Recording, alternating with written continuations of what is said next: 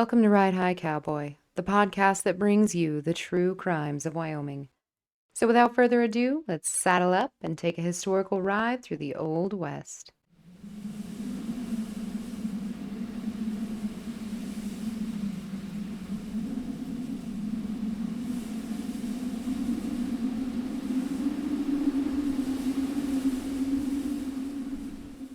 Melvin Gray was born in Perkins County, South Carolina, in 1927. Discharged from the Air Force in 1948, Melvin found himself in Wyoming. 2 years later, Melvin was charged with forgery in Basin, Wyoming, a tiny town in the northernmost part of the state. He was convicted and sentenced to 1 year in the Wyoming State Penitentiary in Rawlins, Wyoming. But it was after his release and second conviction on a traffic violation that he would be resentenced back to the same penitentiary and would meet Charles Billings in May of 1952. Charles Billings Jr. was born in Casper, Wyoming in 1931. His parents' marriage was a tumultuous one. When Charles was just 10, his father, Charles Billings Sr., was charged with child abandonment. He pled guilty and was sentenced to 1.5 years in the Wyoming State Penitentiary. Not much is known about those early years for Charles Jr., but at the age of 16, he found himself in Cody, Wyoming, and the wrong end of a theft charge. But he wasn't following in his father's footsteps. He was plowing through them like a renegade. He was charged with stealing a high-standard .22 semi-automatic pistol valued at $58. In today's money, it would have been worth almost $780. Charles's prize for his fast hands? A sentence at the Wyoming Industrial Institute. It was enough to turn the young rascal into an upstanding young man, and upon his release he enlisted in the United States Marine Corps. He completed his basic training and was en route to be stationed in Japan. However, his past eventually caught up to him, and when the Marine Corps learned news of his prior conviction from 1948, Charles was sent back home with a discharge paper in his pocket. It was a blow that knocked Charles back down to the bottom that he had hoped to climb out of. He was back in Wyoming with nothing, a lost soul drifting through the prairie wind with no direction. Charles roamed from job to job, traveling the state, searching for his purpose, working in the oil field and on various ranches. He had lost himself, but in 1952 he was found in a Wyoming State Penitentiary cell next to Melvin Gray.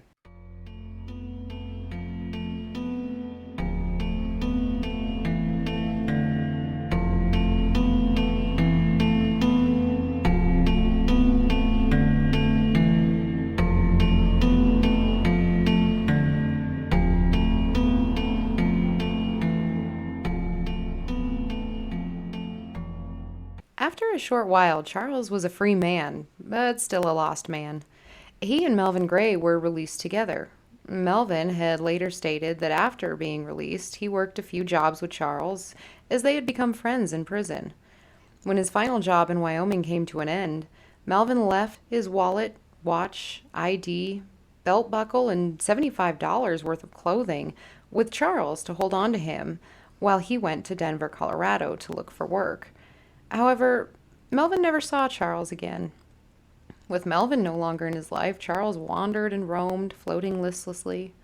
Charles found himself lost with no direction once again. So Charles decided he could do one better than find himself. He found somebody else and became him.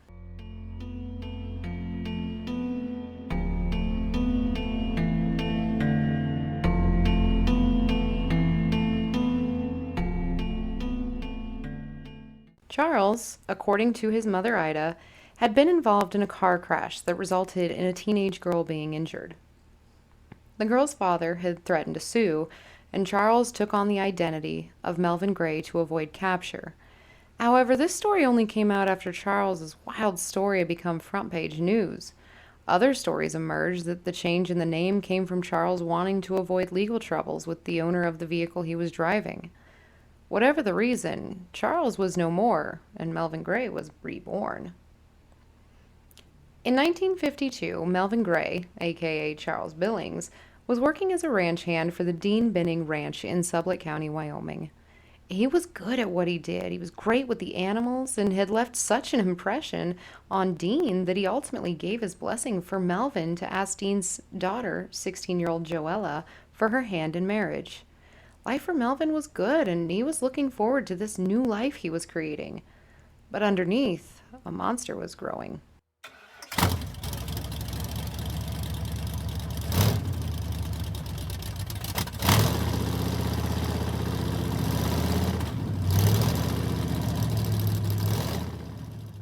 In 1955, Melvin found himself in Kemmerer, Wyoming. It's unknown what brought him to the small town with a population of just 1,600, but on March 4th, everyone would know he was there. Around 1:30 a.m., as the snow-filled skies chilled the ground below, Frank Kalinsky, a night shift marshal, was making his rounds through the small town.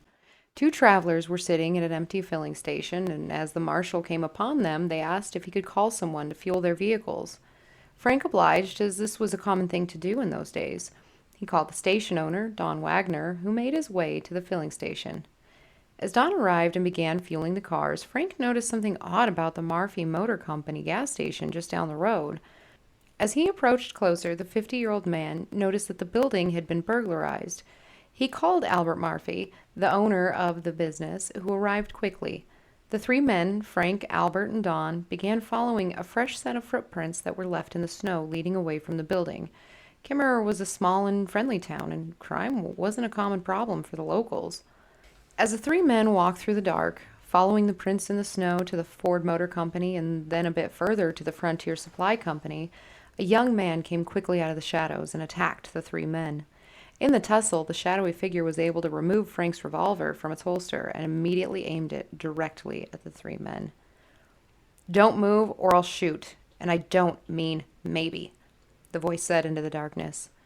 Frank, Albert, and Don stopped and put their hands in the air.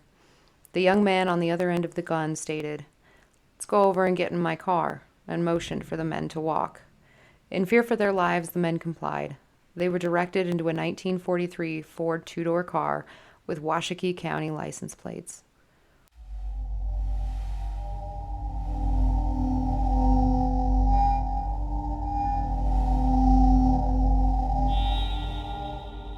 The man told Don Wagner to drive, placing Frank in the front seat and Albert in the back seat with himself. The man holding the gun told Don to drive north, which he did. The only thing north was Pinedale, Wyoming, another small town that would be missed if you blink. Don was directed to take the main highway, which had been newly built, which took the men out of Kemmerer. The man holding the gun conversated as they drove, more talking to himself than anything. He was contemplating what to do with the men. Perhaps he'd drive them all the way out of town and force them to walk back in the snow. The three men pleaded with him not to do that, given the snowstorm currently taking place. The three men minded their P's and Q's as they kindly explained to the man that it was pretty cold and snowy and that they would all appreciate it greatly if he would just let them go close to home. They'd let him get away and wouldn't tell a soul. They all just wanted to go home. The man was playing with the gun as he spoke to the three men. He was flipping it this way and that as though it were a toy. As Don drove at a slow 15 miles per hour due to the snowy road conditions, they found themselves near the phosphate mines, as the man told them to stop here. He had heard enough and decided to let the men out here. They were about 4 miles from home. Frank, a man of 50 years old, asked the man if he could take them just a little bit closer to home. The storm was pretty bad, and he was concerned about the walk back in the weather. Albert's hands were already freezing, and he had asked the man if he could place them in his pockets to warm them up a bit. The man asked if Albert had anything in his pockets and then began searching him. When nothing was found, he allowed Albert to warm his hands. After some contemplation, the man agreed that they could drive back a bit closer to home. Don turned the car around and, thankful for the decision, began driving back to Kemmerer. About a mile outside of Kemmerer, the man suddenly shouted to stop the car and get out. Don did just that, and as he exited the car, Frank got out the other side. The men were just happy that this terrifying ride was over. As Frank and Don stood to the side of the car waiting for Albert to get out of the back, there were a few words spoken that neither man could hear fully, but in an instant the man got out of the car, pulled the pistol up towards the men, and shot. Frank hit the ground in a pool of blood. The gun then quickly found its way to the other side of Don's head. As Don sat trembling, Albert got out of the car, and as quickly as the muzzle of the gun had found Don's head, it was now aimed and firing at Albert. Don wasted no time in getting up and running towards the nearest building he could. He'd never ran so fast in his life. He heard two more shots that he knew were intended for him, but neither found their intended target. Instead, he was grazed on his cheek. The man put another bullet in the head of Albert, leaving Frank bleeding from his stomach in the street. He got in the car and drove away, headed south. As the man made his getaway, Don began knocking on every door he could until he was let in to call the authorities.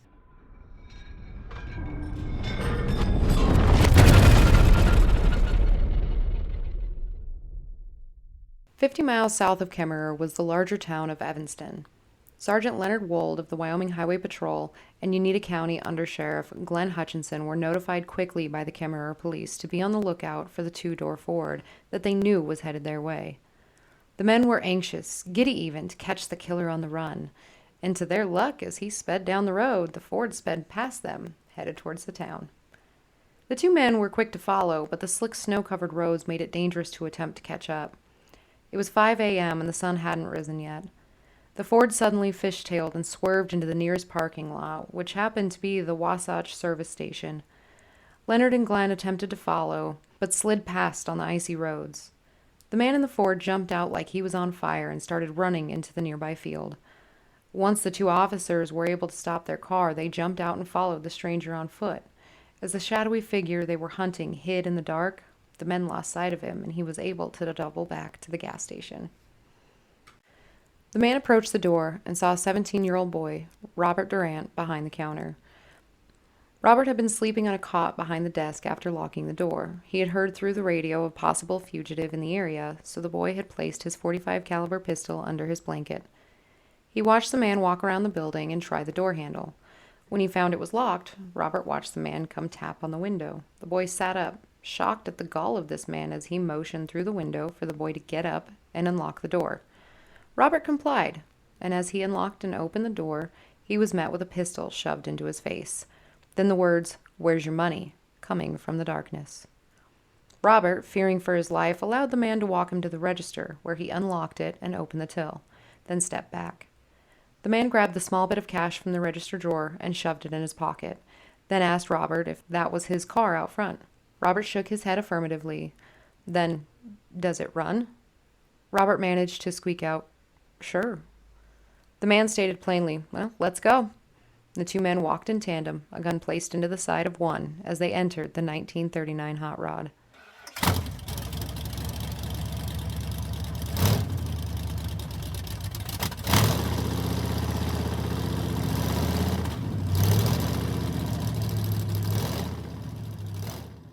Robert and the man drove for hours until they came upon Green River, Wyoming.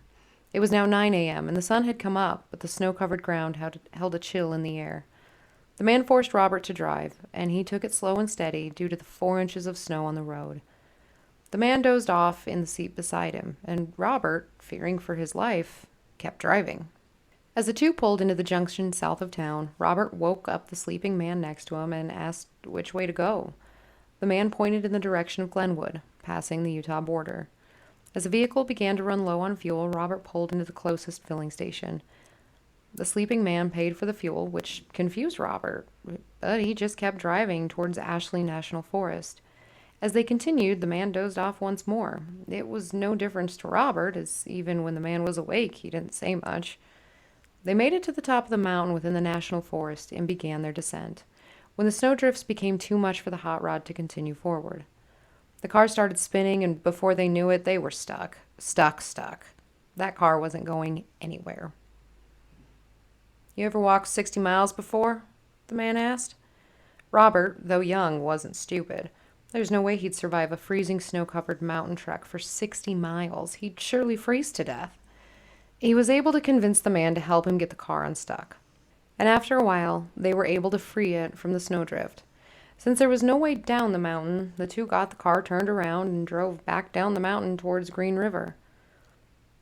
It was now 5:15 p.m. when the two arrived back in town.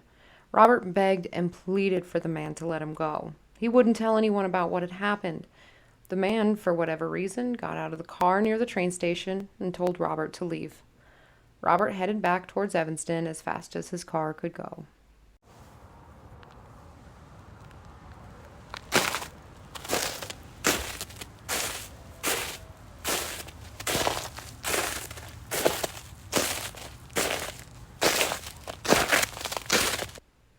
At this time, every neighboring county was notified of the man who had killed a man, shot two others, kidnapped a teenager, and went on the run. The shadowy stranger who was seemingly a rebel without a cause on the loose. Authorities had the description of Robert's car and were searching desperately for it. Sweetwater County Sheriff Mac Nimmo and his undersheriff C.D. McWilliams spent the entire day searching for the hot rod, checking main highways and back roads to no avail. They stopped at the Little America filling station around 5:45 p.m. Every filling station in the area had been previously notified of the monster on the loose, and seeing the cop car pull up into the station, a clerk ran out frantically yelling out to them that the boy you're looking for is here in the service station. Mac and CD drove a very frightened Robert back to Green River, asking him questions the entire way back. After hearing Robert's story, the two convinced that the man was in Green River still. They radioed in the information, and additional officers from the Sweetwater County Sheriff's Office, the Green River Police Department, the Wyoming Highway Patrol, and the Union Pacific Special Agents honed in on Green River as though their life depended on it. The groups of men went straight to the train station, assuming the man would be looking for a way out of town by way of hopping a train. Sheriff Nimmo told his deputies to check under every rock, behind every door, and leave no stone unturned. Cafes, bars, restaurants, gas stations, every building was searched. As one officer came out of the Murphy's Cafe, a local came up telling him that he had seen the man they were looking for at the Green River station not but 5 minutes before. Another officer got in his patrol car and went directly to the station. The officers searched high and low, top to bottom, but still no avail. As the men were walking down the platform, they noticed the man. One officer screamed, "Halt!" but the man took off running. The men went chasing after, diverting around train cars and buildings, attempting to head him off before he could disappear. As one officer screamed again for the man to halt, 2 shots rang out. The officers now knew that the man they were chasing was armed. The situation was now more tense than ever. An officer screamed out that he'd been shot. It was mayhem, officers running everywhere to catch the man who had shot their brother in arms. And 2 more shots rang out. Another officer opened fire. Another officer went down. The officers focused on their downed officer. Getting them to the hospital was their priority. As Sheriff Phillips lay dying in a hospital bed, a cop killer had gotten away. To this day, Sheriff Phillips is the only Sweetwater County deputy sheriff to be killed in the line of duty. As law enforcement continued to search the train's yards, they came up empty-handed. Some of the officers talked to the railroad workers in the area, who had told them they had heard the shots come from a residential area south of the tracks. The men pointed to a small house on South 4th East Street. The home belonged to Gus Calivas, his wife Mary, and their twin daughters, Effie and Rula. The twin baby girls were not yet 2 years old. The man had entered the home with a pistol. As law enforcement got closer to the home, they saw a woman screaming in the yard. That woman was Mary's sister. As the officers peered into the window of the home, they could see the man pointing the gun at a woman holding 2 children. The officers burst in, and the man with the gun turned and calmly said, "I will kill them." He repeated the phrase 2 more times. "I will kill them. I will kill them." The officers stepped back towards the front door, out of view of the man with the gun. Suddenly, another officer grabbed a shotgun from his patrol car, shoved it through the window, the sounds of shattering glass smashing across the floor, and then a shot fired, and silence. As the woman holding the children fled from the house, the children under her arms, a man lay on the floor, a gunshot wound to his chest. Between gasping breaths, the words, "I am dead. Damn it. Come and get me." After a few moments, the man let out his last breath and died on the floor.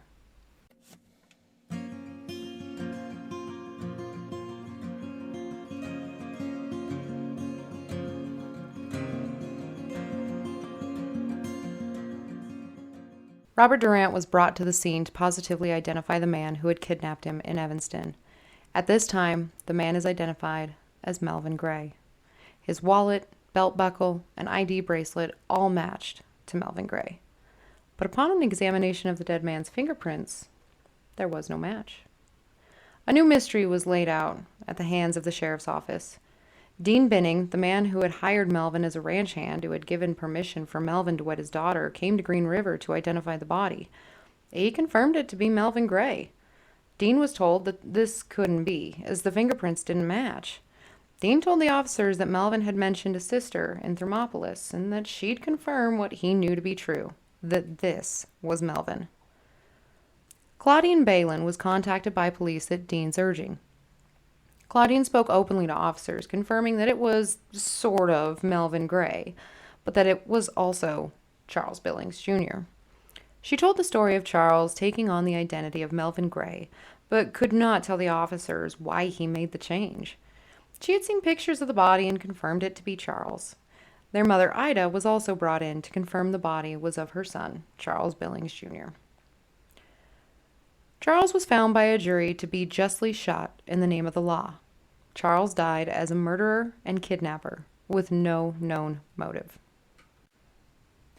Charles was later described by the real Melvin Gray as mean and wild, stating, "This Charles Billings was 19 when I knew him.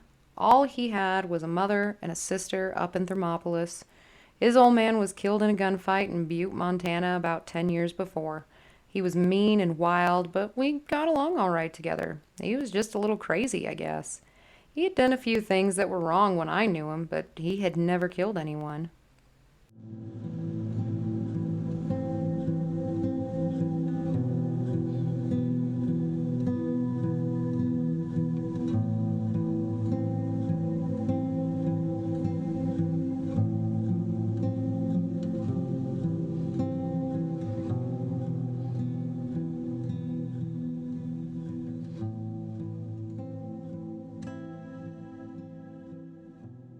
We will never know why Charles made the choices he did, how he found himself in Kemmerer, or why he chose to kill some while leaving others unharmed and untouched. Why did he change his name? And what set him on this course of murder and mayhem? Charles had everything in front of him. A wife-to-be and a good job. He had a bright future, and he was finally working his way up to be an upstanding member of his community. Why did he throw that all away? It's odd that Robert Durant was left not only alive, but that Charles paid their way through multiple towns and states, sleeping next to his victim with no worry in the world. Why did Robert run when he had the chance? Charles' secrets died with him on that living room floor. Another mystery floating on the Wyoming winds that will forever leave communities questioning why these horrendous crimes occurred. Was he truly crazy and mean as the real Melvin Gray described? Perhaps. Perhaps someone, somewhere, will one day tell Charles' story, his full story. Until then, we are only left to wonder. Thank you for listening. I'm Blue, and this has been one of many stories from Ride High Cowboy.